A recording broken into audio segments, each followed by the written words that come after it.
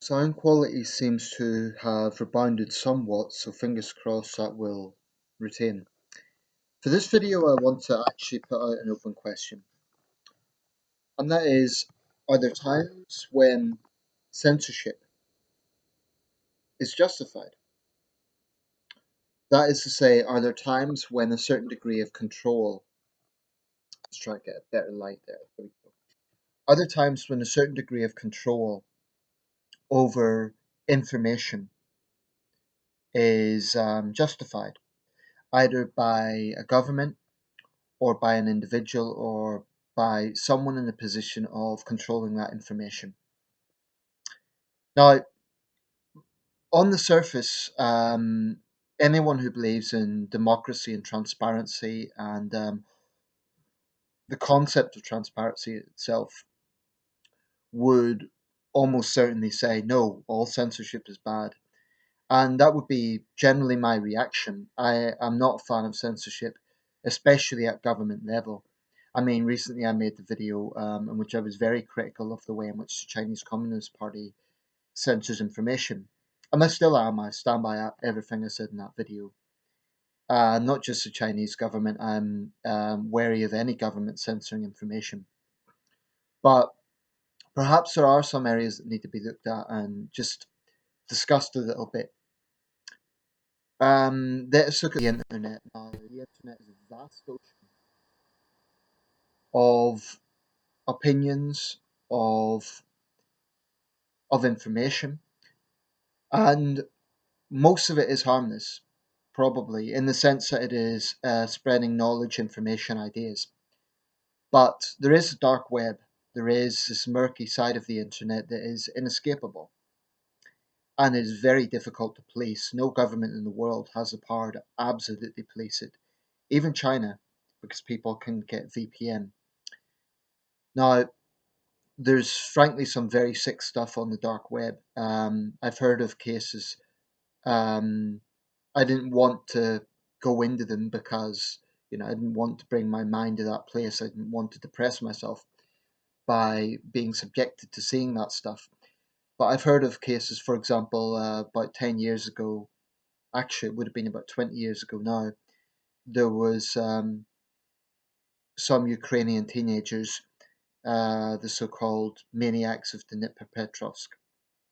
May have been Donetsk, actually, I can't quite remember, but one of those big cities in eastern Ukraine, and apparently they basically tortured this man in the woods, and they put this into a snuff film. There was then a copycat case in Russia a few years later, and this found its way onto the dark web, and this was really graphic, basically torturing a man to death. Apparently, there has been videos from Mexican drug cartels, again, sadistic sort of treatment of their enemies or their captors or whatever it is. So unquestionably, there are some very sick things on the internet. Now, one thing that perhaps people don't realize is that actually every government in the world censors to some extent, including countries that are liberal democracies. So we tend to think of censorship as coming from totalitarian states, single party states like China. And I think the focus is on that is justified because they censor basically things that they don't want people to know about their own very shady record. But there is censorship in every country to some extent. Australia a few years ago came under quite a lot of scrutiny for its own firewall. Australia, which is a democratic country. Um, there have been situations in the US and Britain. In the UK, we've had a lot of debate over the so-called Snoopers Charter. At the moment, there is a lot of discussion over how much access government has to um, individuals' information. And Facebook has been accused of not only working with authoritarian governments, but also its own censorship. Now, to what extent this actually happens is a question of debate, but certainly there are powerful bodies, and not just governments, big companies, big multinational companies that do use personal information in ways that sometimes I do think is borderline. But personally, I don't kind of live in this stage mentality. Or what does the government know about me? What does Facebook know about me? I don't honestly. I don't care that much. It's certainly not something that worries me a great deal because I also take the view that honestly, the people with most severe. I think it's a bit of both. I think there is definitely important questions to be asked about how much information the government has access to, but we are living in a dangerous world, and I also, to some extent, agree with the viewpoint that if you've nothing to hide, you've nothing to fear. So the absolute purists on this, those who say, "Oh, people should be able to have any information they want or do whatever they want with any information," I don't entirely go down those lines because if you really take that argument to its most pure form, then you're essentially saying that very dubious actions can be condoned under the guise of not necessarily free expression but free access to information. So, under that logic, you're saying that paedophiles should have the right to download child porn. Think of it that way.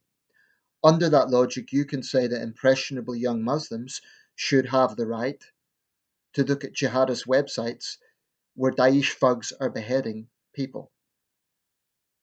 So I think it's a little bit naive to say that absolutely anyone can have absolute 100% access to complete, to any information. I mean, quite frankly, I don't want access to Britain's nuclear codes. Why do I, as a private citizen, need that? And that's an area where I would disagree. I'm not sure if this would be the libertarian school or an anarchist school, but I don't agree that regular citizens should absolutely have access to all information. There's a very good reason why a Jill or Joe Average shouldn't necessarily know the nuclear codes. Because a world leader is expected to have a level headed temperament now. It's a matter of debate which world leaders do and which don't, but you at least expect that in a world leader and governments to have a degree of responsibility.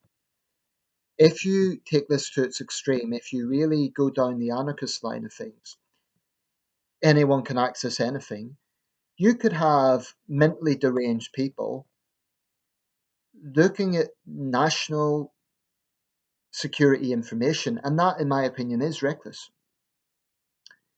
That's not to say I go down the other extreme, whereby, for example, I absolutely believe there should be safeguards for whistleblowers and for people who want to scrutinise morally dubious things the government are doing. I think that's very, very important.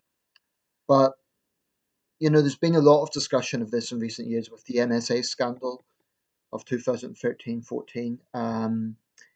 And here in the UK, like I say, we've had a lot of discussion over there's various names that this takes over the various bills that have been taking place. But it's not a black and white issue, in my opinion. So let's look at crime, for example. Let's look at the paedophile issue. Um, I think it is absolutely right that parents should have some control over what their children see online. Now, what reasonable person can argue against that? What reasonable person can say that any responsible parent should be prevented from telling their 8-year-old child not to look at a website which could have predators on it? It's censorship, but that, in my opinion, is good censorship. So I think sometimes we're misguided to think that all censorship is bad. Not necessarily.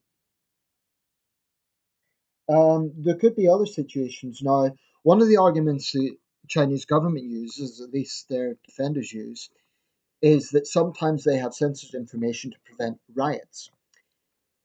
And in this area, I actually have some degree of, if I could put it this way, I would play the devil's advocate to some extent.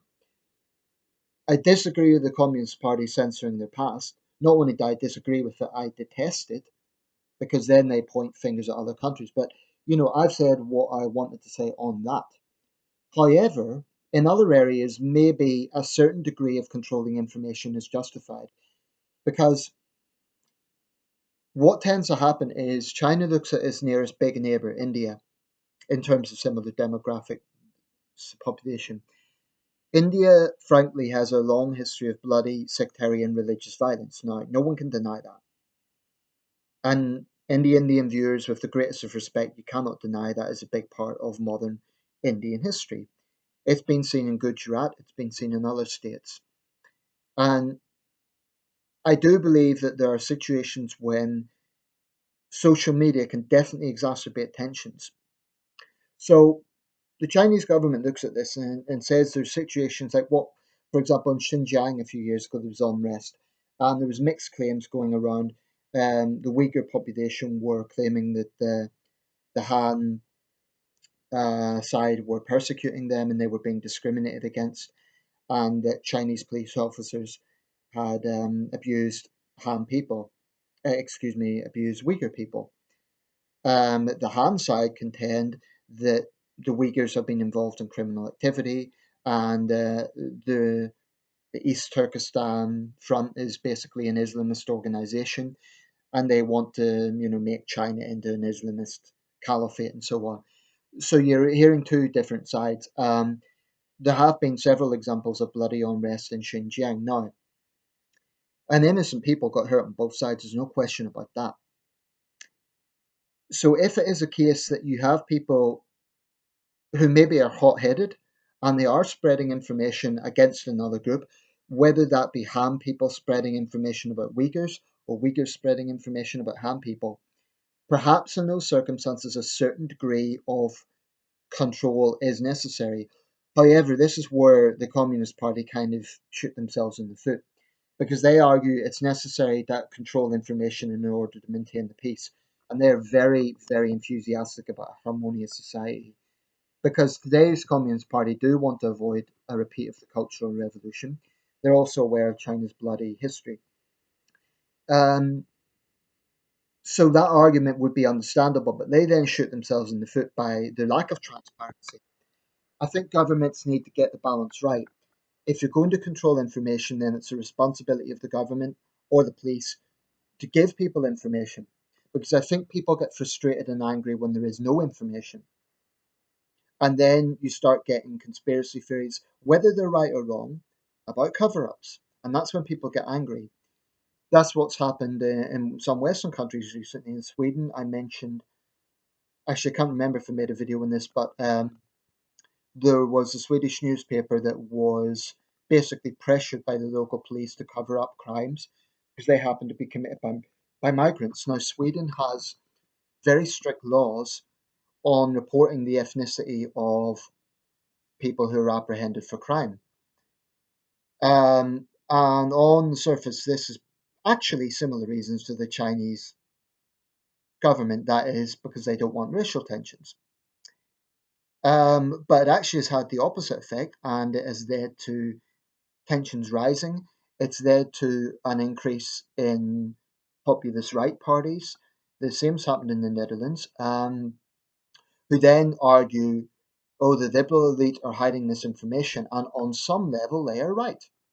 And don't get me wrong, I'm no fan of the far right and populist factions because I don't believe they offer anything. But that is something that centrist liberal parties do tend to go down those lines, and it's happened in Britain as well. With the Rotherham abuse scandal, again, there was serious accusations that was hugely underreported that the perception of accusations of Islamophobia somehow trumped um, the need to protect young girls. I mean, this is a really difficult thing because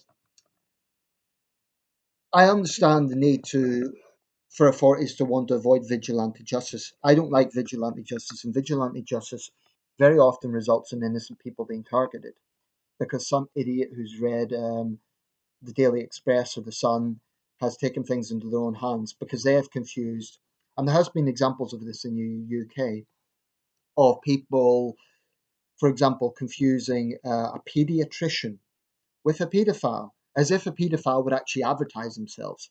And then, the pediatrician has had the window put in. There have been examples of infamous criminals, especially involved in anything to do with children, um, situations where other people who had a resemblance to them being targeted. Um, so I do think there are idiots out there who will not think before they act and who will just go out and mindlessly riot and target people without really thinking, am I sure this information is correct? What about the source? So in those areas, there might be some calls for authorities to have a degree of censorship. However, I'm not sure if it is the right approach. And there's many examples throughout history. In the Whitechapel murders case in London, London's East End, which was best epitomised by the Jack the Ripper killings. Again, the Metropolitan Police were accused of covering up. There was a famous part of that whole situation whereby some graffiti appeared on a wall. Now, the graffiti said, "The Jewess are the men who will not be blamed for nothing," or something along those lines. There's some debate over the exact wording. Some took it to be some sort of coded message. Others took it to be an anti-Semitic statement. But the point was, it was recorded in the police files and then somehow scrubbed away from the wall. Now, that is an early example of police trying to avoid what they argued to be would have created a vigilante atmosphere, because London's East End was a real mixing pot at that time, and there were racial tensions, as there have always been in port cities throughout history. Um, so this thing about controlling information, there may well be times when there is some justification for it, but I think the caveat to that has to be that if authorities control information on the grounds that they want to create a utilitarian situation of providing wider social harmony, they also have a responsibility to give the public the information that can be given in a responsible way. So I think I understand why the Swedish authorities would withhold information, but I don't respect the rationale for doing so, which is to preserve multiculturalism and so as not to offend minorities. That seems to be the reason for doing it, because Sweden is like a lot of centre left liberal societies. It's very, very, very shackled by political correctness. And this whole idea about virtue signaling and not wanting to offend people. Um, so let me know your thoughts. Do you think there are times when censorship is justified, or do you think that it's always a free for all? Like it should absolutely be clear. Of course, I myself have censored a few of my videos. That is, I've blocked a few of the videos from comments. Most of them I haven't done. I haven't taken that approach, and I have to reiterate, it is never something I take lightly. When I choose to block comments on a video, it's because, and I won't go into great detail with this because I've already made a video about this, but I do it because I don't want that to become a platform for people throwing out insults against myself, and just it gets to a point where it isn't adult debate. It's just it turns into something else. And I would just add one more point about this. There is actually a good reason why some people on Facebook use a fake name and why they need to censor their own videos. There are people who come from countries where the political situation is such that freedom of speech is not tolerated. We can talk about this in Western countries, where generally we really hold freedom of expression to a very high standard. But there's parts of the world where freedom of expression really is under serious threat. To give an example, Thailand, the very notorious Lèse Majesté laws there, supposedly designed to protect the monarchy, but really, in my opinion, uses a war on dissent.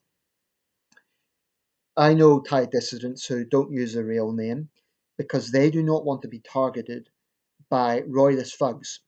And I'm not talking about the Thai government or Thai police. I'm talking about just royalist fellow citizens who would, given half a chance, do them serious harm. It isn't just idle threats. People have been murdered over this. And there's similar examples all over the world. You get this with organized crime, where organized crime factions, syndicates, organized gangs will threaten witnesses. So there's many examples of situations where people do need to have a certain degree of anonymity and and yes, that sometimes involves censorship. I'm not talking about safe spaces. I think that's a different issue. And it's for another video. But yeah, I'll close with that. I basically, I wouldn't say take a neutral approach because I'm more in favor of information being open. However, I do see certain situations where there is some legitimacy in authority figures or authority groups reining in on what information is spread. I mean, one thing in China has been that the government has sometimes arrested people for spreading fake news. Now, as much as I detest,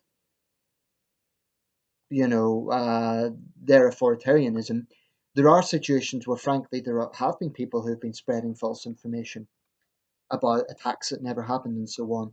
And in those situations, there would be some justification. I mean, say, for example, you have a group or a populist person who then says, oh, well, this group is spreading AIDS or this group is raping your children or whatever. And this has happened. There have been examples of far right groups basically inventing crimes in specific situations just to stir up animosity in a particular area. It has happened. So I think there are times when a certain degree of censorship and reining in on information being spread, especially if it's false information, is justified. Let me know your thoughts, and thanks for watching.